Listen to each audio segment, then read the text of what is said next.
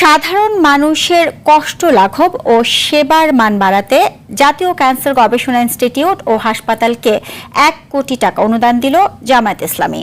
দুপুরে হাসপাতালের পরিচালকের হাতে ১ কোটি টাকার চেক তুলে দেন ঢাকা মহানগরী উত্তর জামায়াতের আমির সেলিম উদ্দিন ও ঢাকা ১৭ আসনের জামায়াত মনোনীত প্রার্থী ডাক্তার এস.এম. খালিদুজ্জামান। এ সময় সেলিম উদ্দিন বলেন, সমাজ সেবায় জামায়াত ইসলামীর ধারের কাছেও নেই অন্য কোনো দল।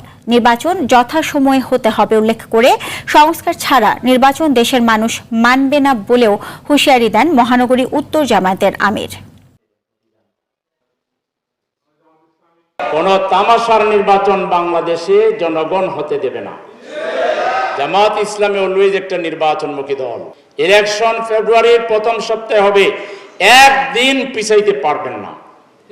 কিন্তু তার আগে অবশ্যই সংস্কারের যে ঐক্যমত হয়েছে এটাকে আইনে রূপ দিতে হবে।